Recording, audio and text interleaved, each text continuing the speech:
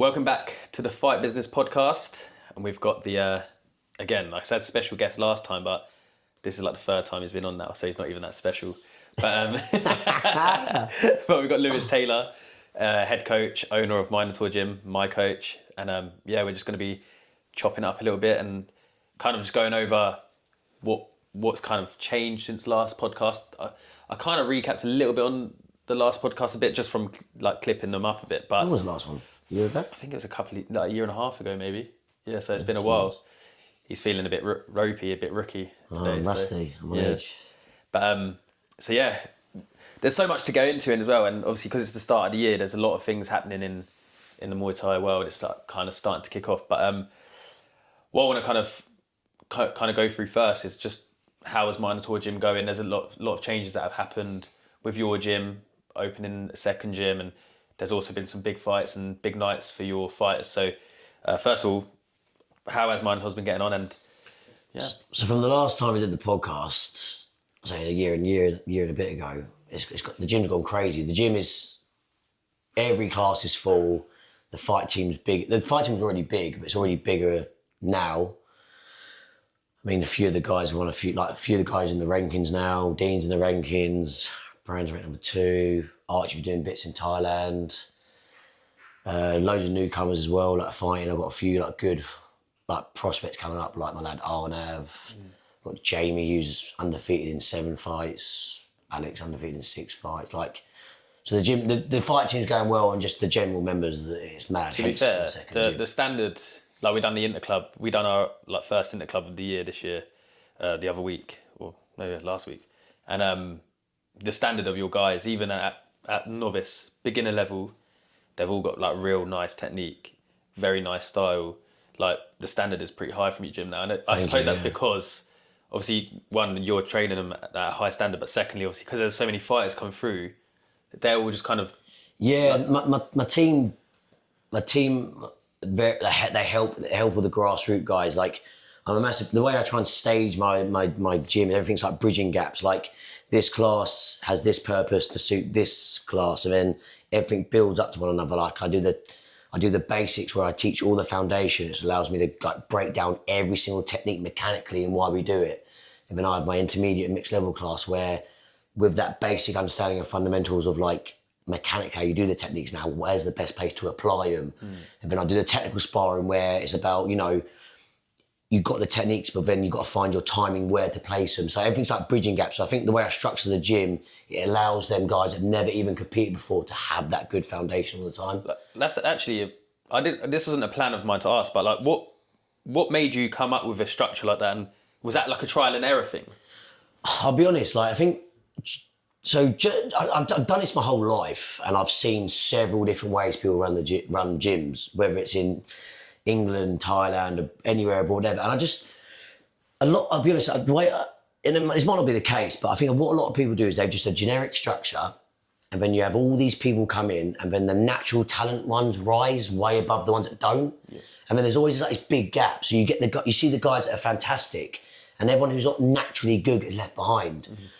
Where obviously you're always going to have that, but if I keep the structure the way I do it, eventually everyone will catch up. Yeah. And even if they don't want to fight, them guys that don't want to fight, they still got a good understanding and foundation of the sport to still be really good training partners. I've got some guys in the gym that don't want to fight, and they're fantastic. They could if they wanted to, but they don't. Yeah. And it's just because of that structure. So I think, and obviously where I started coaching properly, I became theoretically a professional coach at 19. In my head, I'm thinking, right, I'm young, I don't want to fuck this up. Yeah. I need to think, what is the best structure possible? And I think where I did start, even though, yes, I was a professional coach at 19, I had 2 professional fighters, I had to start an amateur team from scratch. And I was just, playing around with things, but I had a very similar structure, but I'm just messing around with it. Yeah, just tweaking things here and there. Yeah, but I was also tweaking it for a part-time gym. Yeah. So then over the years, as I was tweaking for a part-time gym, I knew, once I went full-time, I knew exactly what I wanted to do. And I've kept that same structure all these years. And as the team's got bigger, it's just added to it. So the structure is the same, but where I've got more people in it, everyone's bouncing off one another. And where I keep everyone in check in the gym, like I'll make sure no one's egos go high, no one gets above themselves. The people like the Archies, the Deans, the Brandons, all them will help all the amateurs, and that's why the amateurs are good as well. Yeah. To be honest, like, so I opened my gym after we started training together, and I remember like I always remember people going, "Oh, you can't run a Muay Thai gym. You got to commercialize the training. It's got to be more fitness based because the everyday person don't care about Muay Thai." I disagree. And I remember watching your gym grow because I remember training with you actually in your house where we are now, in the back garden because of. Was that because of COVID? No, because you hadn't opened the gym yet. I used to sublet the gym, didn't I? So I had my hours and that was it. But for like, I used to train all my fighters outside of class times in that private back gym. Yeah. And then you open up the gym, and then I seen how quickly it grew, and I seen some of your class structures. Even though we done one-to-ones, every now and then I'd come to some of your classes, and obviously I'd ask you questions, and I realised that you've not sold out. You've kept it proper Muay Thai. And you've got hundreds of members and everyone loves it. And that was like my inspiration to kind of be like, nah, I don't want to teach keep fit Muay Thai.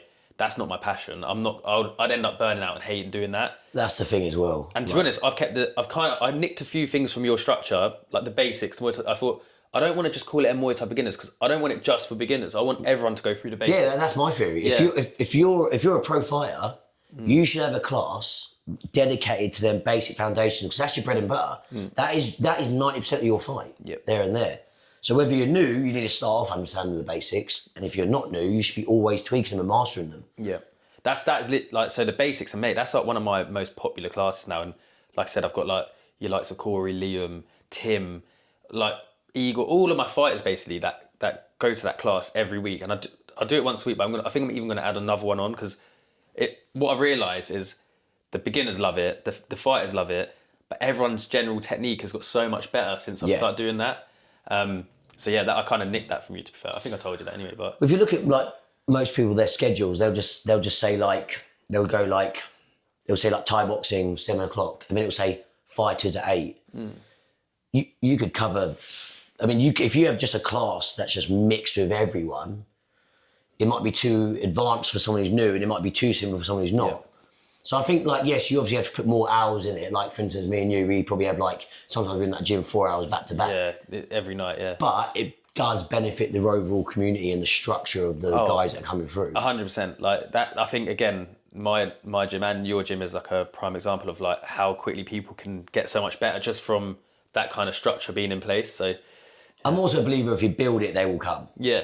Like, and if, like I said, like, I'm similar to you, like, I couldn't think anything worse than doing like and listen, I like, strength and conditioning, if that's your thing, that's not my thing. No. I couldn't do a Muay Thai fitness class, that's not my thing, I can't.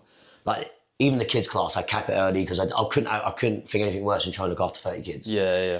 And teaching Thai boxing keeps me passionate about the sport. And like us, we're in that gym every single day. If you're not doing what you love, you can get sick of it really quick. Oh, yeah. Even like, I love it, man. You definitely go through stages where you're like, do I want to keep doing this? But you have little moments, but then you've got to take yourself out. I think that's just being burnt out. Yeah, like it happens where you're like really getting stressed. There's a lot of things going on, a lot of problems, but like in general, like this is a fucking easy job, really. It's easy when you love it, definitely. Yeah, it's easy. Like most days are pretty easy, to be honest. Can you hear the Chipperfield? What do we call the Instagram account? They're called Chipperfield Chihuahuas. Chipperfield Chihuahuas are going crazy. For people that don't know, I've also got 9 Chihuahuas. In my side time of my life, as well as managing fighters, I managed adopting Chihuahuas as well. But moving on from that anyway, and to be honest, it's probably a good kind of way of like segueing into this. Is I actually remember like what we're going to talk about is Archie's 2 million baht side bet fight, which got quite a bit of traction for him. Probably not as much as it should have, but still, massive in Thai media. Yeah, but in terms of like UK, it wasn't too big. But where I was going to go with it is that I remember when Archie. I think I remember when he first kind of come to the gym. Yeah. And I remember sparring with him, and like this is like it must have been right at the start. And he was passionate about 4 Muay years Thai. ago. Yeah, he was passionate about it, but he definitely wasn't. He wasn't great. Like, I thought Archie was never going to fight. Yeah, like and to be honest, there's a few things that happened, and I know he's been through a few struggles and stuff, and like not to deep dive into his personal life, but like he wasn't there mentally when I first met him. Yeah, like most people. Like I said, most people, the harsh reality is mentally can't hack fighting. Yeah, competing. And then like this to see how he's kind of turned it around, and then like he was in Thailand and that 2 million baht. Now he's like the that's opposite. crazy. Most people would have crumbled at that. Yeah, especially big moment. Because Archie's had a lot of fights in a short period of time. Like Archie's almost had 20 fights in like 2.5 years. That's something stupid. But even that situation on that stage, that sort of that platform he was in, most people would have crumbled. Yeah. I mean, the bits that people don't know is like people don't know that he was on the phone to me every single day for like 6 weeks. What, nervous? Ups, downs. I mean, like you know what Thailand training is like. Yeah. Thailand training is not to it's unstructured. It is all over the place. Sometimes the lads aren't turning up. Sometimes the pads are terrible. Sometimes they're making you do weird stuff. He was like saying sometimes they get a boxing training once a week where literally just be jabbing the air for an hour. And he's thinking, I'm fighting for 2 million baht against a guy who's a knockout artist. And I don't punch. I've got to make sure I don't get punched so I can grab this guy. Yeah. And like for me as a coach, I'm obviously on the other side of the world and I'm trying to talk him through it of like, and I've said this to people, like if you're going to Thailand thinking you're going to come back a monster just off that statement, then you're delusional. Thailand could be the best place to get better and it could be the worst place because you get what you put in over there. Like you got people like me and Dan, if you're under our gyms, we're probably nagging you every day, calling you, make sure you're not being lazy. In Thailand, they don't care.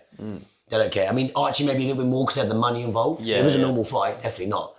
What people don't know is Archie was paying a personal, like he was doing PTs at M&Air with a coach there in the mornings. He wouldn't do the morning class at Warwickshire. Hopefully Phil wasn't watching this. Sorry, Phil. Phil's the owner of Warwickshire. Yeah. He told him he was doing his runs and stuff, but he was actually doing his runs. He would go to M&Air, pay a private pad man just to absolutely get him blasted and like just really like make him explosive, sharp and fit. And then he was outsourcing sparring partners from other gyms. Why was that? Because Warwickshire's got so many, like they brought in all these superstars like Petzilla and all them lot. And even though yes, 2 million baht is a massive deal, no, they're trying to approach Archie's training like a 300, Petzillas have had 300 fights. This is a massive deal for Archie. Like Archie actually asked for speedboat when he first got there. He was like, there's a guy, because when he first got there, he fought with Samuri, he's like the top boy is Samuri at the moment, he's called this guy called Speedboat. I want to eventually fight him. He only fights for side bets. It was like a big deal. They basically, Archie performed really well in his first couple of fights, and they're like, yeah, go on then, like, there you go. But Archie was like, if I'm going to fight this guy, I need to make sure I am putting everything I can in it. And he was like, sometimes the pad rounds are lazy because the trainers were tired and they couldn't be bothered. Or the tyres, they were sparring, but not really. And he's like, I need to be doing boxing sparring, I need to be doing all this stuff. So I reckon 50% of Archie's training was off his own accord. Yeah. He was at a fantastic gym, but what people don't see is the effort he put in outside of that. Yeah. If you think he's just going there and just doing what they're telling him, no. He, like Archie went beyond them about, like, he was doing like assault bike sessions midday. Like, he was honestly crazy. Yes. Yeah, like, it's not all as it seems in It's Thailand sometimes. It's easy to look at little highlight videos and go, oh, that's amazing. Yeah. Like, You've got to, like, there is so much to it. And, like, I remember that being a big thing. Like, the Thai trainers, sometimes they'd be on it. And then other days you're like, it's not the same person. Like, yeah, sometimes they're wicked, sometimes they're not. Yeah, like, I don't know if like some of them get on the drink, some of them get on the beers and they're terrible, or sometimes they get on the beers, they're actually good. Like, it just doesn't, it's one of them. For one of Archie's fights in Thailand, this is outside the speedboat, they're like, so your opponent's taller than you. So you know what their plan was? They just, the heavy bag, they just moved it up. That's how, because their opponent's taller. Unless you spend a lot of time in Thailand, like that, unfortunately, that's the reality of it. Yeah. Sometimes they do wing a lot of what they do. Yeah. And I've said this 1,000 times, the Thais are the best in the sport, not because of their training, because they fight so much. Yeah. You do anything 200, 300, 400 times, you're going to be very good at it. Where I believe we get better at the sport through training, they get better through fighting. Yeah. So sometimes their training methods are just a bit... Like, we almost like study... We're proper students of the game. Yeah. From even now, like after like having a good career and fighting some high level guys, like I'm still trying to evolve and get better at. I watch most fights in the morning with my coffee before I go to work. And I think whereas what I realise in Thailand is the Thais, they're not like that at all. They actually don't really like watching Muay Thai. It's business. They like gambling on it, but they prefer watching football. Like, Yeah. do you know what I mean? Like, whereas we're the opposite. And I remember, I think it was Sam D and Petch and D before. He was like to me, why are you fighting? And I was like, I like it. And he was like, but he couldn't get his head around why I went to Thailand to basically live a poorer lifestyle. Yeah. To fight, whereas he wanted my life in England. He was like, I don't understand why I'm only doing this for money. I don't want to fight. So like that's the difference. Like they kind of forced into it and they just do it because it's kind of a way And out. they fall into a pattern for it. No different to your normal 9 to 5 probably. Yeah, that's it. Like it's exactly that. That is what that is for them. Like them most high level Thais, like say the Pet Sitters, they'll only train 2 weeks. No matter what the fight is, they'll train for like the last 2 weeks for the fight. That's it, like 2 weeks beforehand. Yeah. Any longer than 2-3 weeks in Thailand is considered quite long for a Thai for a Thai fight to train. So yeah, moving back to Archie, like how did it feel like for you? That's a big moment as a coach. Obviously you weren't there, but like how did that feel for you knowing that you were a part of that journey and that's a huge moment for him and for you? For like the game, like that's another thing as well. Like so, I was talking to Archie every day, and like I knew what the game plan I wanted for that fight against Speedboat. The truth there, the gym was pretty much on it. But there were little things that like, no, you shouldn't low kick. And I'm like, Archie, like the first early rounds, you need to batter his leg to pieces. And that's going to make him come at you so you can grab him a lot easier. Yeah. If anyone hasn't watched that fight, that fight was fantastic. That got voted, that got nominated for Raja Fight of the Year as well. Yeah. That and he's nominated the same fighters like Jigsaw and fighters like that on RWS. It was mad. And the fight was so high paced. To be fair as well, because it was from round 1. I remember watching it. Yeah. I was watching it live and it was from round 1 to 5. They didn't stop, to be fair. Yeah, it didn't stop. There was no dancing. There was nothing. It was 2 guys trying to win the fight. And like, it wasn't it went up to 2 million baht in a week. Yeah. It was originally meant to be, I want to say 600,000. And then, is it Victor? Who's from Samui. Yeah, so I think they up to 1 million. And then that got up a lot of media attraction. Like, and then suddenly it just went, boom, 2 million up. I couldn't believe that. It was crazy. Because I'd seen some fights in, like when I was at Petch and D in Raja and Lumpini, like 2-3 million baht side bets. But we're talking like... That was like Twanachai versus Kunadan. Yeah, or Boon Long versus Wan Chalong. You don't see foreigners fight for anything near that. I don't think, not really. I've never seen a foreigner fight for a side bet. Nowhere near that bet anyway. But that's why I was confused, and also thinking... Even to be on like I know it's in Raja, but again, like there's so many different shows in Raja, like Petch and D Raja. Yeah, that's a big deal. Yeah. Not many people like. That's like the proper 5-round circuit, like Muay Thai circuit in Thailand, and you have all the big kind of bosses there, like Boat and that, and he was part of the bet, and it is a big thing, and I don't. To be fair, that kind of. Them kind of shows in Thailand have kind of got lost a little bit now. They proper died off. They don't get as much coverage anymore. But there's actually still some really good fights on them shows. Probably, well, there's better fights probably on them shows than there is on some of the ones we see more often. Yeah, definitely. So yeah, no, big moment for him. And but like, not many people thought Archie was going to win that. Like, but speaking to Archie for like all them weeks, knowing what Archie's like, knowing Archie's journey, I've said to people a few times, like, I'm lucky enough, I come from like a very good heritage of Muay Thai and the Mantra gym's always done well. It's never been in a bad stint.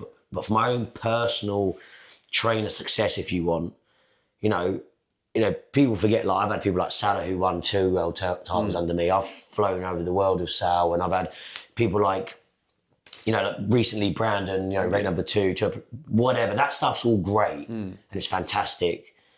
But Archie's journey into Muay Thai, I said to people, was my ultimate success as a trainer.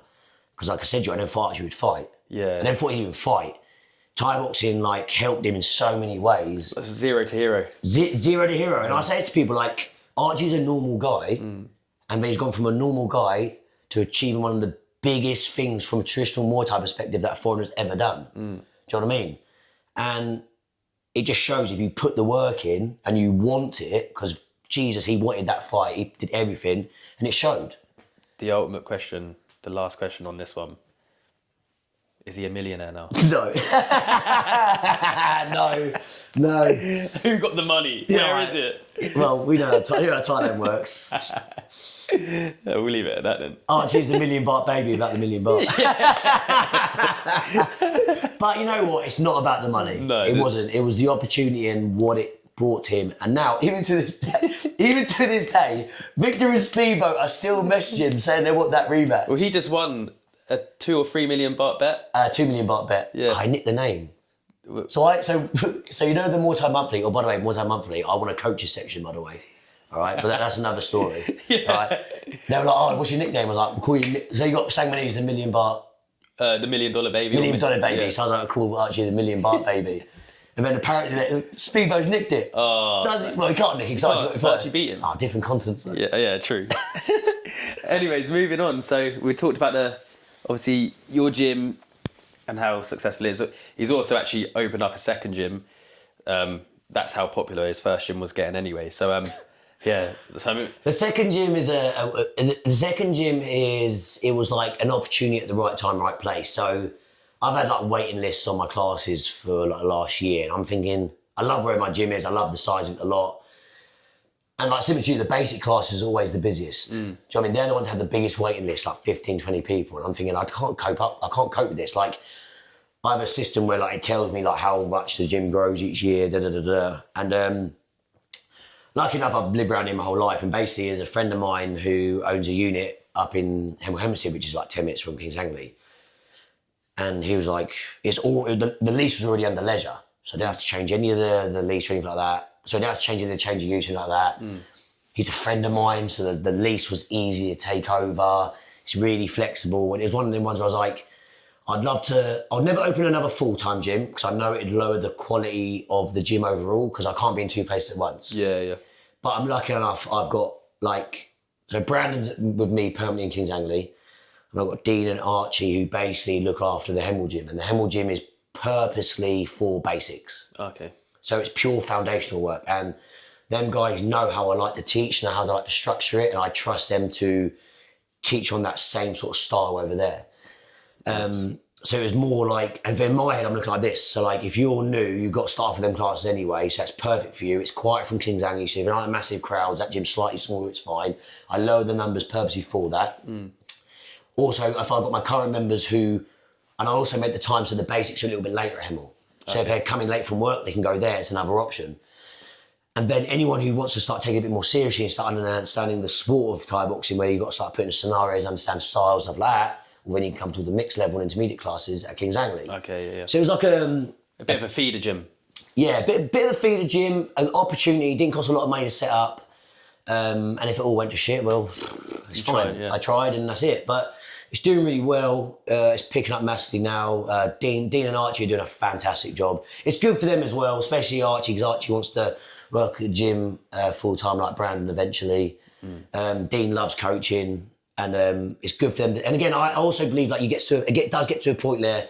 I have a rule where you cannot teach until you fought at a high level like pro-am or A class. Yeah. I think so. Like you can be a great amateur, but until you've experienced all these different things in fighting, like what's it feel like to have your nose broken or cut or something like that? Like if you're gonna teach people the sport, you need to be able to understand all aspects. Yeah. And I do think once you get to that level, if you can do a bit of coaching, it makes you understand how to approach things differently. Like I could teach you one way, but someone might understand it better than the other. So it's good for their progression as well because they still fight. But because it's part-time, it doesn't take away too much from their training. Yeah. So again, I've also organised the classes on their normal rest days. Yeah. So it works out for them. So that's how I've managed to open it. So yes, I've got a second gym, but it's part-time. I sublet out. I share it with someone else. So we went 50-50 with it, with a jiu-jitsu guy. He's wicked. He's a good friend. His dad's a good friend of mine. It works out perfectly. So it's a joint gym. It's both of ours. And it works out perfectly from that aspect. So. And how long you been full-time doing this now? 3-4 years now? The gym is full-time. Gym's been full-time in Kings Langley, so that's the full-time. Yeah, I've been, 4.5 years. No regrets from the corporate life? No way. I could never go back. I say to people, no way. They could offer me £1 million a year, wouldn't do it. No way. I'm unemployable. Yeah. 100%. I'm too black and white now. Yeah. I'm lucky my tour gym has no HR. Because I'll be told off the abuse I give people, unfortunately, sometimes. That's terrible. Yeah. No, definitely not. All jokes aside, you can't put a price on freedom. No way. I love what I do. I love being around the guys every day. The community I built. I believe like our roles, we're like the conductor in in a choir. I mean, that's what I've got. Something like that. That's, orchestra. We dictate the community. Do you know what I mean? And I'm probably like you, proud of the community I've got. Yeah. Got a bunch of good guys. I'm massively with no ego, be humble, train hard. And you're surrounded by that every day. It's positive. Yeah. Yes, it's hard graft. Your body takes a battering. But you could not pay me enough, mate, to put some bloody shoes on and get on a train. No way. Yeah, I don't think I could ever do that. You got to feel the same. No, yeah, I could never. Like I always said, as soon as I left Singapore, after I left Evolve, I didn't ever want to work for anyone ever again. I say to people, like, COVID was the best thing that ever happened to me. COVID was the best thing. If COVID didn't happen, I might still be in London. Yeah. No. Yeah. Running to get the train, come home. I would literally run to my back gym in the garden, hold pads, like mentor fighters before I even sat down and had dinner with Alice, who was my girlfriend at the time, because I'm my wife. Yeah. I was that like manic in my life. And I was still training as well. I'd get about 4:30 just to run. Yeah. Hit the heavy bag. It was mad. Yeah. I couldn't do it. Fuck that there, not for me. Anyways, moving on. RWS, up and coming fights. Massive weekend this. So we've got Saturday, we've got our good friend Savas. Savas is back. Back in RWS? Oh wait, I mean I spoke a little bit, to be fair, I spoke about the one, did I speak about, no, he hadn't actually been announced fight yet when I spoke to Mac about it on the last podcast, but I was saying I was looking forward to seeing him come back. I always love watching Savas fight. Savas is he's been one of the best foreigners for years, I think, on the scene. And he's been consistent. No, well, that's the thing, because that scene's hard. Like we were saying a little bit with like the whole Archie situation, like there's so many things that happen in Thailand, and I really struggled to stay in Thailand for, I think the longest stint I've done was maybe like 9 months, 8-9 months. And I always got to a point where I was like, I need to go home, or I need to do something, because one, like you're living paycheck to paycheck. It might be a tiny bit different now. Groundhog Day. Yeah, it was just hard work, and then you kind of just worked into the ground in the gym. You are literally like, if you fight for a gym, you are a racehorse. Yeah, being a sponsored fighter is like it's obviously a privilege, but at the same time, it's like you're basically forced to do things that you don't want to do. And that's when it starts getting hard, because you owe it to the gym. Obviously, they're giving you free training, a free accommodation sometimes. They're feeding you sometimes. So like you, it's not for free really. The reason why they're doing that is an exchange of... That's it. It's an exchange of value, and your value is you're fighting for them and hopefully earning them some money in the future. It's a business, and it gets hard out there. But that's one thing I'm so impressed with, like Savas. Like he's never left. He's never left. He's an absolute workhorse, and he's fought at high level for a long time. And I love watching Savas. Obviously, he's a really good friend of mine as well. But I just think his style is wicked to watch as well. Like he's always in an exciting fight. It's a good blend of like explosive, dynamic, but so technical. Yeah, and he's fighting on the weekend against Sitasak.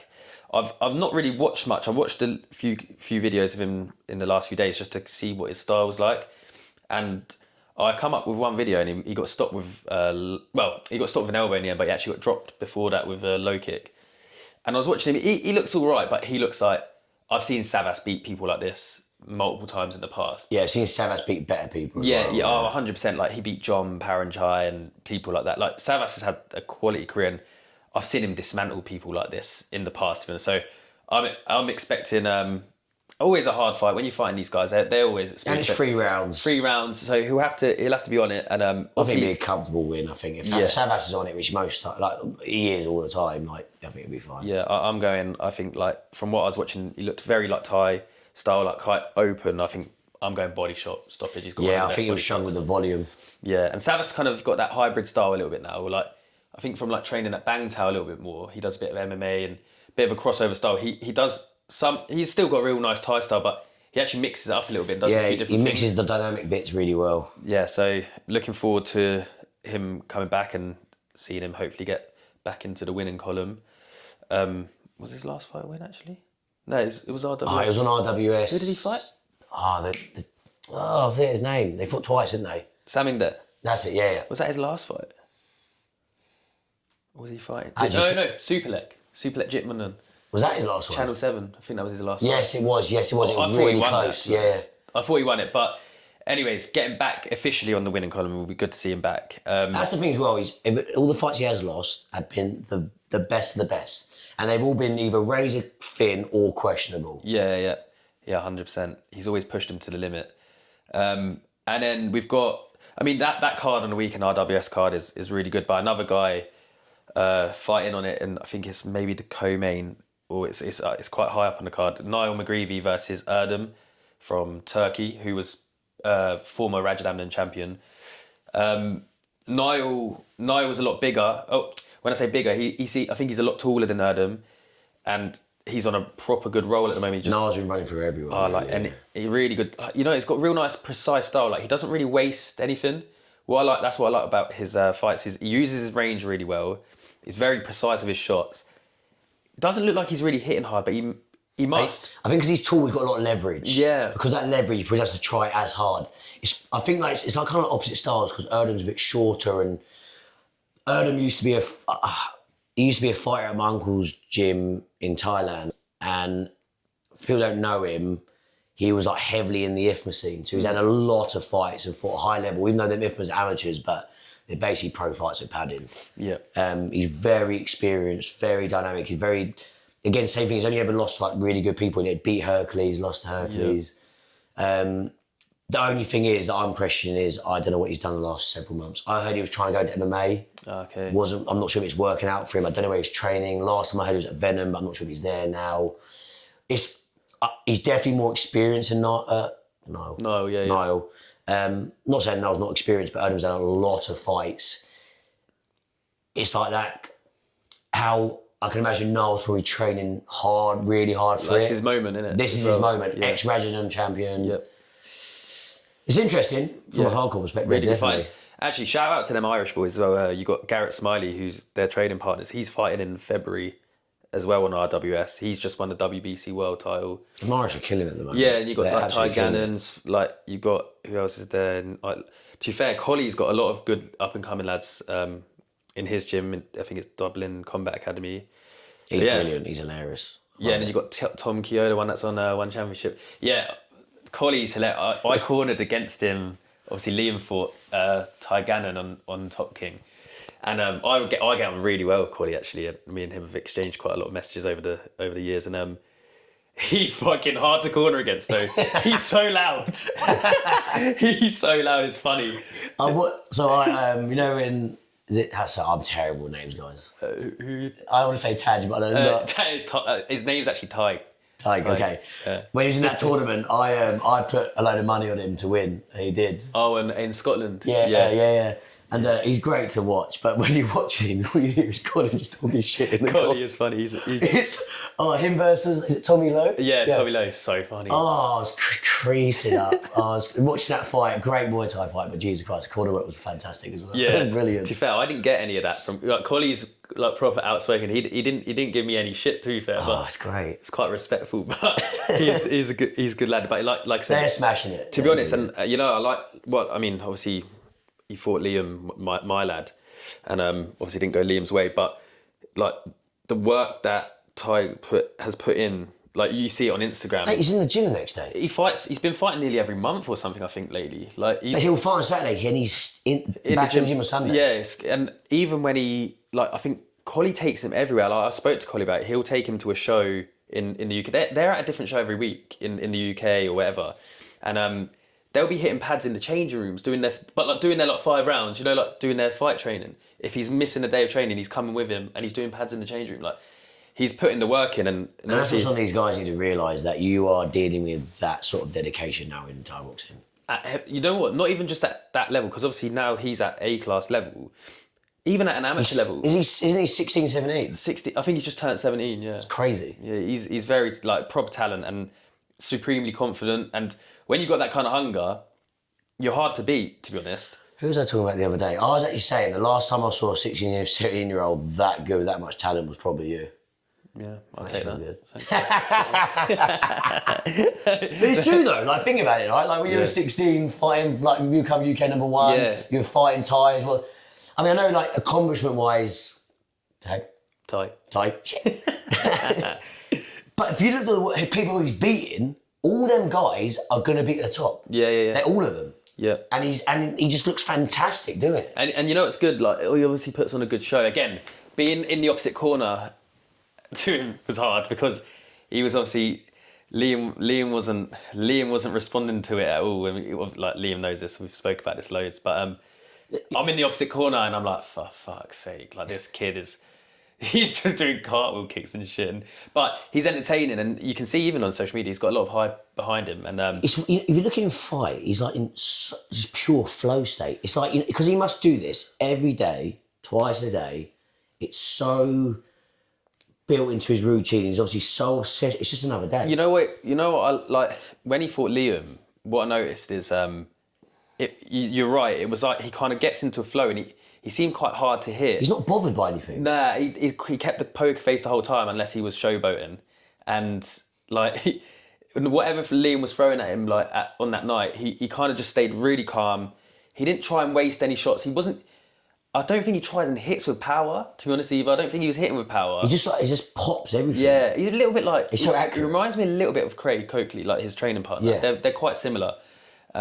So yeah, like shout out to that gym anyway. I really like Holly and them guys. They're doing good things, and the dedication is obviously paying off. So it'll be good. He's probably got a big year planned, and yeah, man. Moving on to a couple of questions actually, because I've noticed we actually put a clip up about, I think it was the last podcast we done, like I said, like a while ago. At the time, One Championship was booming. Like that was what everyone wanted to fight on, One Championship. They were giving out big bonuses and paydays were better and whatnot, and there was a lot of exposure, a lot of traction for One.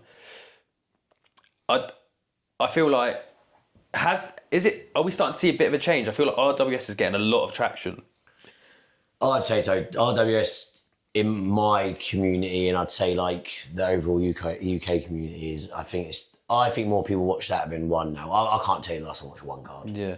The only time I see any sort of like bit, the problem is all their Friday night fights, they all look the same. Like, listen, they're all putting their heart out, and all the fights look the same to me. I'll be honest. Yeah. It's not, I don't see real high level fighting. There's not talking about Thai boxing. I'm just about fighting. High level fighting is when you see like the championship fights. Yep. Then you see a bit of variety in how they're approaching the actual fight itself. But then 3-round Friday nights are just like, they're just slugfest. I mean, it's like when it was coming out and it was new and it was big and they're still giving good opportunities, it's the new thing. There's no variety where in RWS, you're like, I can understand the way he approaches fighting compared to him, and it makes it interesting. Yeah. Do you know what I mean? You got, again, styles. I feel like we lost it for a little bit. Like, it wasn't lost. Obviously, it was probably happening still in like Channel 7 and it's just like a change. Petch and D shows stuff. But I felt like the content you'd see was like Muay Thai content was obviously always One Championship. It took over the algorithm, but we kind of lost that like style versus style. So you know, like the old like Pet Boon Chu versus Nongo. Muay Thai versus. If you think about how hard we had to try and search to find them fights back in the day. Yeah, So now you've got two platforms that basically throw it at a table for you. Yeah. All the other ones, of course, are going to get lost. Yeah. You But now what I think RWS are doing well is like we're still seeing different styles. I still don't think it's the same as. No, it's definitely not. No. Like, as Pet Boon It's shoes. like the and perfect Nongos. blend of a bit of traditional with modern. Yeah, and to be honest, things probably did have to change. It did have to change. Like, again, I think we did say this in the last podcast. Like, for something to grow, sometimes things have to change. I definitely think we went really far one way, but I feel like we're starting to come back a little bit. There is a Bit of middle. a middle There ground. has to be a middle ground, like because obviously you need it for entertainment factor. You do need it for marketing factors. If you do leave it completely traditional, unless you're in the know, the traditional Thai scene is corrupt as hell.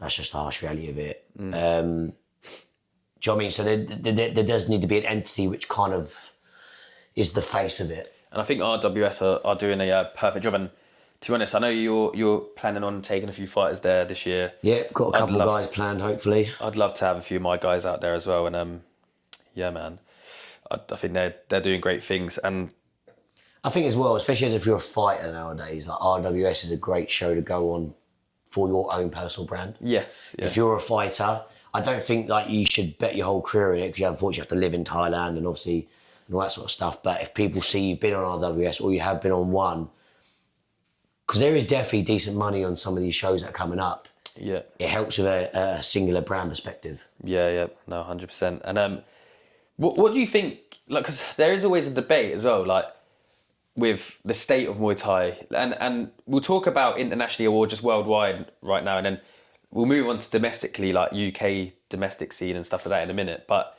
what do you think the current state is of Muay Thai? Because some people are under impression that it isn't really growing that much. Some people are saying we've grown so much. Like, where do you think we're at? Hard on it. I mean, depends whose feelings you want to hurt or not. Yeah. So if I had to sum up, I'd probably rank for this for a while. But the state of the Thai boxing community right now, it's the same on the large end. There's always another big show that's going to come on, promise to change big things. They put on great fights, they last a while, then they fade. Yokkai's a great example. When they're around, they were fantastic. I mean, I think we're coming into that bit now where like there's all these other shows that are putting on these big fights. I mean, don't know, it's hard to get Thais over now, but it's slowly getting there. There's 2-3 promotions that are putting on, they're the 3 big ones. From a grassroots perspective, the level has never been higher. Never been higher. You've got, I mean, you're like me, we go shows every other month. Yeah. There is some amateur guys that look like pros 10 years ago. Yeah, it's crazy. That's what I mean. So like from a foundation perspective, the guys that just put the grind in, the ones that are building legit fighters, growing them up from scratch, putting in that solid work, it has never been better. The talent pool is insane. Yeah. And like we said earlier, you got kids that are in that gym every single day. If you want to be a pro fighter in this and you want to be able to rise above the talent or keep up with the talent, you need to put the work in. Yeah. From the large promotional standpoint of the scene, it's the same. Yeah. The pay's a little bit better. Competition is good, but it's the same. Yeah. It's the same. Which I'm not saying it's a bad thing. No. Unfortunately, I can't see this massive entity coming into the UK alone that is going to run the whole scene. No. I just don't think it works like that. And also, I think, unfortunately, as a community, as much as the community is big in our own little circle, Sandra from Sainsbury's still doesn't know who we are. Yeah. Do you know what I mean? So what I mean by that is you're always going to get, I would say, people like ourselves who keep ourselves to ourselves. We just try and do the best we can in the gyms, best for our fighters.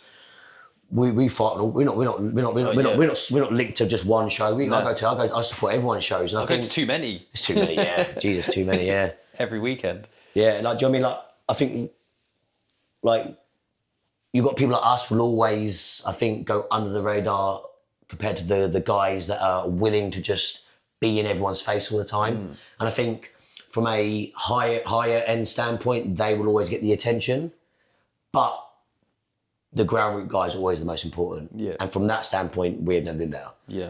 That is my summary. No, that's a very good summary, actually. I didn't expect that from you. Yeah. Joking about that. But no, that is a You're good just a summary. pad man, bro. You actually got a brain. No, it's true. Like even at our inter club, like some of the kids, like you're like, shit, they've not even been doing it a year. I'm looking at some of my ones, it's like their first ones, and I'm thinking, Jesus Christ, like, Yeah. I mean, it's mad. Remember back in the day, juniors didn't even block. Bro. Junior, I remember going to judge with Couldn't even clinch. Liam Robinson took me judging, and me and him were doing a junior show, and I can say it now because he's not here, and I can get away with this now. But we were literally judging these juniors, and it's like impossible to judge it. I know what you're gonna say, And I get it. It'd be like he'd look over and he'd be like, "Last kick wins," and I was like, "Right," and then last kick 10-9. That's the only way you could score it. I judged a couple of times for a show. Like, not like maybe I think only twice. And watching the amateurs, I'm there like, Yeah. And by the way, that's why I don't judge anymore. I remember I once cheated. I did my best, but one time I zoned out. I was like, Yeah. I was like, I don't know, It's like- so hard though. Like when they were. But it's different now. You get some the kids great. now. Oh my days! Like For me, I remember the only standout for me when I was like younger, watching juniors, like juniors, if I was Evan Jays. yeah. Like he would just like was unreal. school everyone. Yeah, he was unreal. He'd like be sunshine everyone. Yeah. Like, jumping push kicks. He's the first person I see. He used to sweep people like high like real sweeps when he was like that small. Yeah. It was mental. Yeah. But yeah, To be fair, that little that lad Carter I train, he's basically the same. he's sick He's a as well, monster, yeah. mate. Yeah. So Can't wait till he's 15 so I can meet him up. no, No, I'll be 50 then. yeah, you'll be getting it. To be fair, I do a bit of sparring with him. He beats me up. Yeah, he's sick. He'll His be good. technique's sick. He's so good. So good. So we talked about that, and then about the state of Muay Thai, kind of, and where you think it's at, and that will bring us on. Before we go on to some fun segments, we'll do one more serious one. Fights that you'd like to see in 2026, and we'll start off UK fights actually, UK only fights. So domestic fights. What fights would you like to see? If you work from the bottom up, I think we do need to see Mark versus Finlay. Yeah. Yeah. Get away from the politics, lads. Yeah. Get the fight on. Yeah. No one buy the judges off. Just get the fight on. Get it on. It's a great fight. Who cares who wins? It's a good fight. Just do it. That's a serious Just fight. do it. It's a great fight. They both is so dominant. Also, you know what? Actually, this little bit of beef that they've obviously been having, and obviously it's hotted up a little bit, like again this week or last week, whenever it was. But it's been going on. This has been going on for a few months, Ages, or the whole of last year. The build-up will be great, and again, like we said, Sandra from Sainsbury's don't know any of us yet. I'm not saying they will. But from a community standpoint, that is huge. But like that might get the attention of a few extra faces and heads going into these events. Yeah. Because that build-up, Fergus is one of my favourites to watch. Yeah, like just not even just from stylistically, like he's so game. His game, he's got nice technique. He likes to scrap, and he's entertaining on the mic, the ring walkout. He's got that. Yeah, X he's factor. got that. Yeah. Mark has a really nice technical style, very high IQ. Will kind of pick fighters apart. Mark's one of them fighters. I think he's very good at winning. Yes. He's very good at doing what he needs to win. Yeah. And that's why it makes the fight so interesting. I think Fergus make that fight really exciting. Like his style will make that really exciting, and I think he'll bring the best out in Mark. I think you have such a good fight on your hands with that fight.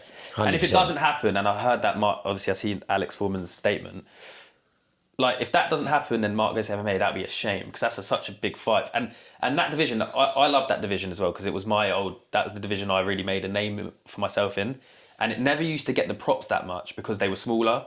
But that's one of the best divisions in the UK. I think the 53 kilo division is the best division. I love that division, and I just want them all to fight. And I've said this in a couple of interviews. All of them top 8 guys. They just put them in an 8-man, or even a league format. Put them in it, let them fight, and see who's the winner. Lads, the harsh reality is, right, you could get paid 10 grand per fight three times a year, and you'll get more in Sainsbury's as a manager. Just do it. Yeah. Just do it because you love fighting. Innit? Do you know what I mean? I That's think it. so. I think that's a definite shout, and so that's one. I think that is number one on a lot of people's lists. But yeah. Second one would be, and this one I actually kind of didn't really think of, and then I kind of like thought about it. They're both on one. They fight on one Friday fights now. You got Bad from Kiat Pontip and Jacob Thompson, JD.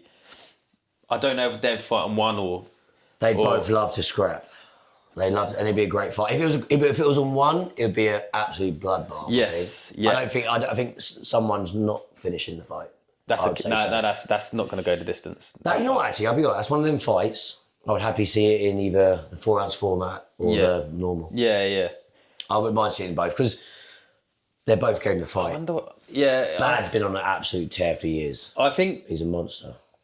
Yeah, he is a monster. He's a monster. He is a monster. Jacob's tough as fuck. Jacob's been around like at the high level a bit longer. Yeah.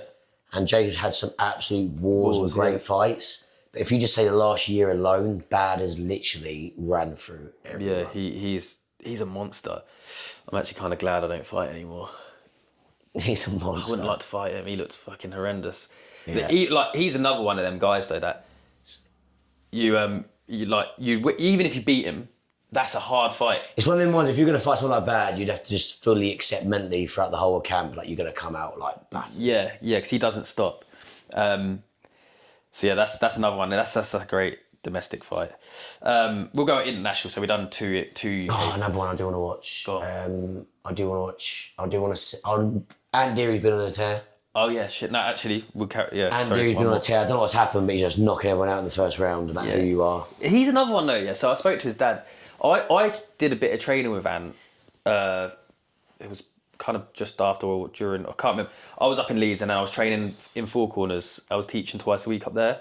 I did a bit of training with Ant, and he's another one that I never expected him to go like that. Like he was always really good, his technique and stuff. But I think he'd even admit, but at the time I was kind of doing bits and bobs with him.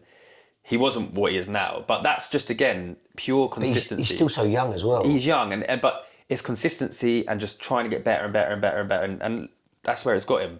Yeah. And momentum's such a big thing in Muay Thai, in fight sports and sports in general. Like, when that momentum's going well for you, keep it going.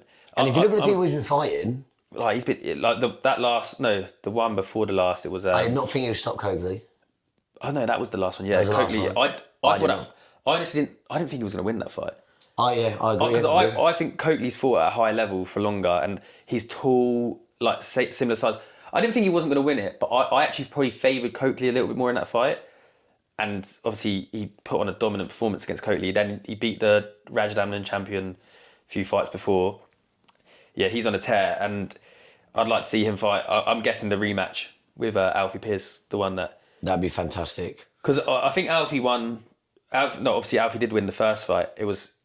A few years ago, I think. To be honest, me and you... I actually can't even remember the fight. I need to rewatch it. I can remember it. We watched it here, innit? Yeah. I had too many whiskies. Can't really remember. Yeah, same, yeah. But, so from what I remember, like, it was just styles. Like, and Alfie just managed to dominate in his style that little bit more. I remember it being a back and forth, but I remember Alfie winning, definitely. Oh, yeah. I can remember having a few too many whiskies, but I remember thinking Alfie won. They both got a lot better. Yeah. Yeah. Just do it. I mean, I know Deary is a weight above now, theoretically.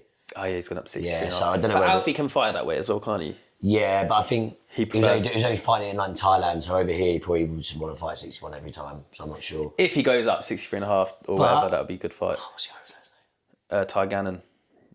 Gets that up. Yeah. A couple more, I reckon he would take it. Yeah, and I'll be honest, I think he'll do well. Yeah. Yeah. Even like, give him a couple fights, give him some really good tests. I mean, don't see why not. That can't happen in a year. Yeah, yeah. You know what I mean?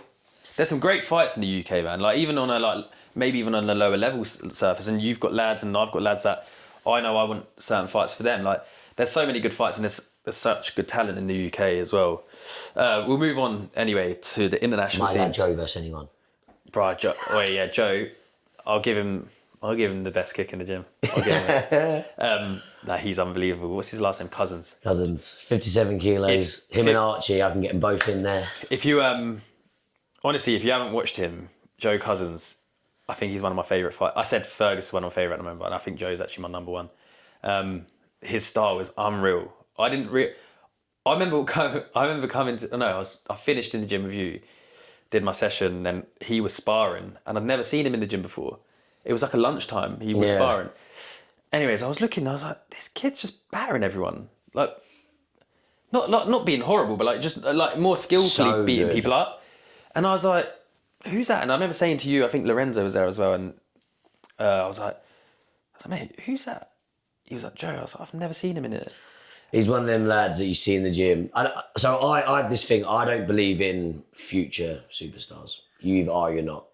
There's no such thing in my mind. You're not a future superstar, you either are or you're not. You can be a very good prospect, and you probably, I think you're either going to get there or you're not. But if I had to guess, he is one of them people, if he just really wanted to, he could be top 3 in the country. 100%. So then I seen him in the gym, and I'd never seen him fight though. So I was like, well, we sick in the gym. I didn't know how good he'd be as a fighter. And then he fought on Leapfrog, and I was like, holy shit, he's the exact same. And then he fought on Raw, just gone, and he'd done the exact same, even better. And I was like... Last year at 5 fights, 5-0, just basically stopping everyone. Just like, beautiful style, dangerous, exciting. So yeah, if you haven't watched Joe Cousins, watch him, Minotaur Gym, he's one to watch. But I'm telling you, either him or Archie, I mean, I think Archie's destined for it. Like, people will watch Archie, and they'll watch his fights and think, yeah, his style's not a problem for them.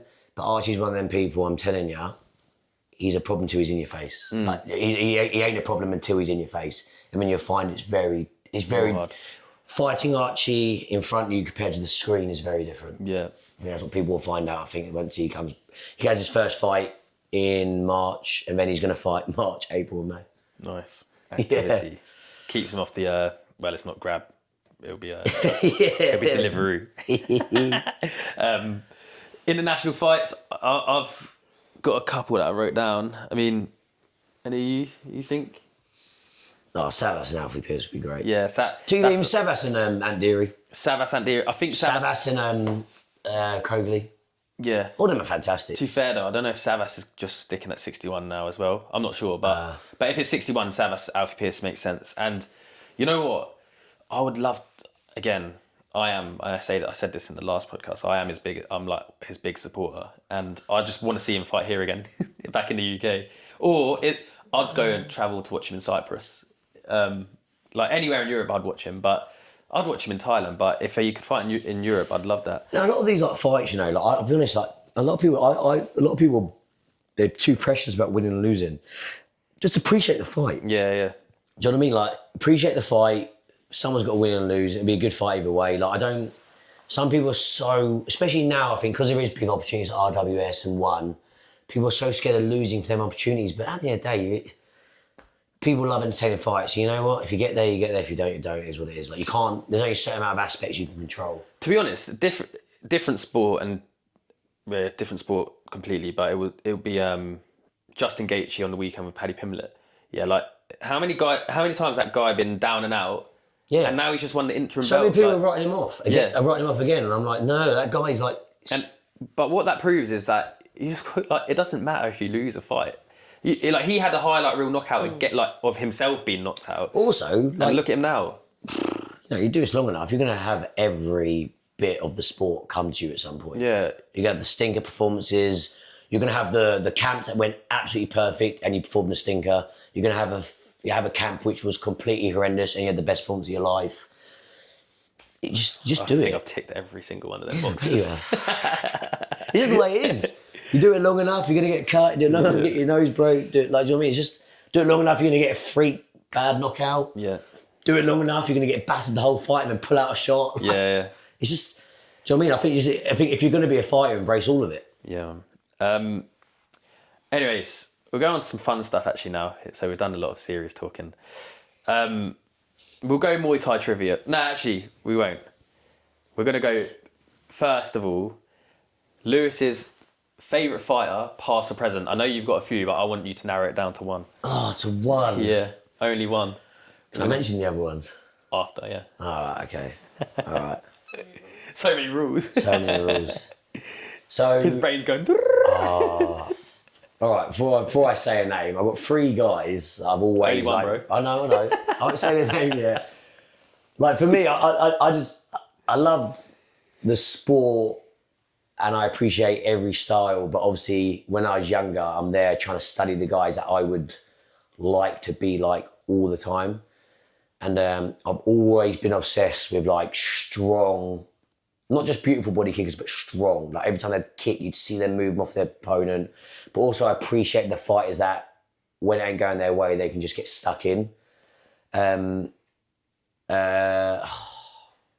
It'd have to be Nongo, I think. Nongo, like when we were probably like 16, 18 was just the man. So good. And also, what I love about Peter Longo, what most people don't realise that he went for a year. I think we lost like 9 fights in a row. I think I remember. I think it was about 7 or 8. It was a lot. Yeah, he lost quite a lot in a row, and he just kept coming back and kept coming back. And then even now, looking back or looking forward now on how he's done with his whole life in general, like I actually obviously stayed with him for years in Petchendy, and he was poor as fuck. Like he had no money. He'd have like the fake football t-shirts on. And then I went to Evolve. He'd start making some money. Then he started fighting on it. Like obviously he was one championship. Then he won the belt. Started getting paid more. He started getting really popular, which he deserved. And then obviously he became a superstar after like defending the belt and went on a dominant like tear. But like he just kept going and going. He's always been around. He's always been at the. Every kind of he's kind of hit every. Like that's the thing as well. Like in the UK, if that was something in the UK, go pack it in, call it a day. But he just proves it doesn't. No.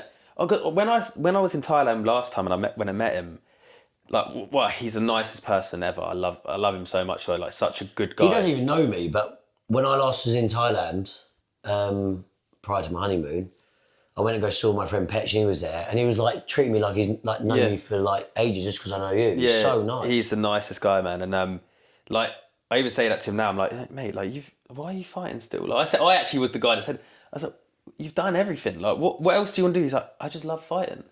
Like, he just loves fighting. And he said until he has to stop, he'll stop. And fair play. Like, and he's obviously provided for his family. He's done so well for himself. But he's a prime example. Like, been through it all, wins, losses, KO wins, cut, you name it, it's happened to him, and he's come back and he's become a superstar. And again, it's a common theme that we've spoken about is obviously the consistency and perseverance is a massive thing. And if you like, he's obviously a different level of person and fighter, but it doesn't matter who you are. You be consistent at something, you're gonna kind of reap the rewards for it. I remember being like a teenager and like me and Afan would study all of them fights either before or after training. My close second, and I used to spend years thinking it was Puckhorn. Puckhorn's so good. And them two fight together. They fought several times, and every single fight is a banger. But if you remember them old like, what was that gym you see Puckhorn hitting pads in? GT Gym. Them videos, man. Yeah. I got drunk the other week before Christmas and I put it on. I'm just like hyped up. Yeah, I'm hyped watching it. I'm like, this is what I used to watch when I was a kid. I loved it. And then my third is Pentai. Sitnam Noi. Simpatong. As I said before, I'm terrible with names. Yeah, he was sick. Again, beautiful kicker. The Nongo and Puckhorn were more dynamic. They were a bit more adjustable. But when Pentai used to kick, I used to be like, oh. He could bang as well, though. Yeah, but he was just a beautiful kicker. Like, he could bang, like, Nongo and Puckhorn are better at it. Yeah, do you know what I mean? Yeah. Like, no, he was sick. Again, and I like them too because they were orthodox, where Pentai was southpaw. Yeah. No, he's from a good gym as well. And he was champion Channel 7. Lumpini. And Lumpini, yeah. Again, yeah. I remember seeing remember in the old Lumpini Stadium, he's like, he has the big pictures up. Yeah. Yeah, what a time.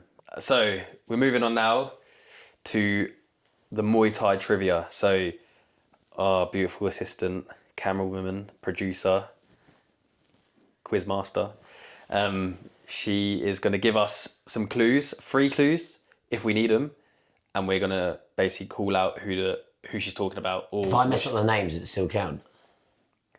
If I can understand what name you're trying to say, then yes. Okay.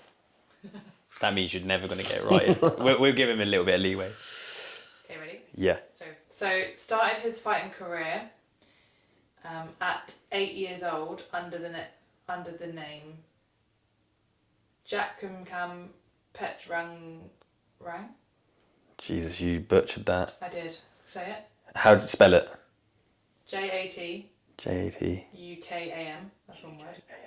I don't even know their fake names. I don't know their real names. So. Okay. That is. I think that's his. That. Yeah. That's what I mean. I can't even. I struggle with their fake names. Let their real names. So we don't know who that is.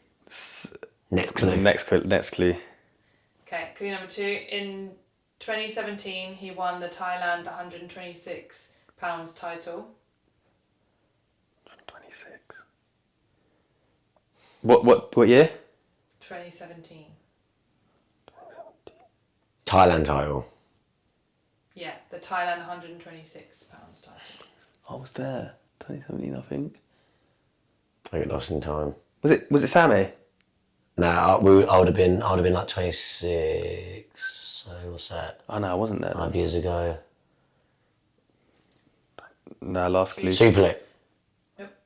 Clue number 3. In 2025, on 1, he lost a fight by first round technical knockout in 52 seconds. Kapitan. Petchanong. No. After breaking his leg following a low kick. What did you say? Twanachai. Ah, yes. Twanachai. 1-0 Lewis. 1-0 Lewis. Why are you looking at this? No, I've not got one. I've not won the question yet. Oh shit! 126 pounds. That's mad. He was so light. Yeah, mad. Sorry, I butchered his original name. Yeah, that's why I didn't get it right. I spelled it out for you and you still didn't get it. Second one. Okay. Clue number 1. He started training after watching his neighbour hitting a heavy bag, and he was so eager to compete that he had his first bout just 1 month later. Rod Tang. Fuck. No. That could be anyone. Hence why it's the first clue. Clue number 2. He instructed at Evolve MMA but left in 2022. Sammy Nongo. Correct. Not no. Yes, my first one right. Clue number 3 was going to be lost 6 fights in a row. I was What 6. you spoke about. Yeah. My hero. That's my. Not exaggerating. I said That's 9. my goat, man. That's my goat. Okay, last one. Clue number 1. Glad I got Nongo right as well. That was Yeah. Kind of embarrassing. yes. What friend? Bestie. Okay, clue number 1. His nickname is the Kicking Machine. Super leg. Oh, you bitch. Okay, I'll read out the other 2. I was So, fucking daydreaming. Hold on, I might butcher last bit. Kipling Gal. Yeah, yeah. Same. clue number 2 was he is the nephew of a former 4-time Lumpini City I champion. don't see Liam Harrison fought him. Well, it's still Yeah, super left, I but know. it's a clue. But I know, but don't say it. Don't take this away from me. No, I fought him before loads of times. Oh, don't. I'm not going to... No, I'm gonna get it. The third clue was 2024 Combat Press Fighter of the Year. Oh, he fought me in Yorktown, man. Liam Harrison fought me in Yorktown. Who? Sublex's uncle. Singdam. Singdam, there you go, yes. Oh wait, was that the No, first? that was the No, clues. it was the clues. Oh, I was gonna Just I say. didn't get it. Right. I was gonna say I was Singdam not. was sick as well, man. So that was Oh, I know it, man. 2-1 Lewis. 2-1 Lewis. 2-1 Lewis. Fuck, I lost again. You're doing really bad at your own. Jeez, man. God. Oh, I think you should have 5 questions. Oh, next Yeah. time. We'll have to get Lewis back on. We'll have to get. We want to do these weekly anyway. We're going to try and get. To be honest, I love having Lewis on because me and him just chat shit all the time, and we think a lot about. We think a lot. We do on think the same very things. similar, I think, as well. Yeah. So and I feel like these podcasts are always pretty good. But that has been the Fight Business podcast. Like I said, we'll be back hopefully next week, and we're going to keep this rolling. Pleasure, bruv. Nice one. God, I can't remember on Instagram. Have me on Instagram at Lewis_Mindful Nice. And if not, I'm pretty sure you've seen me on some clip cams ranting at my corner. Yes. Love that. Big up. Peace.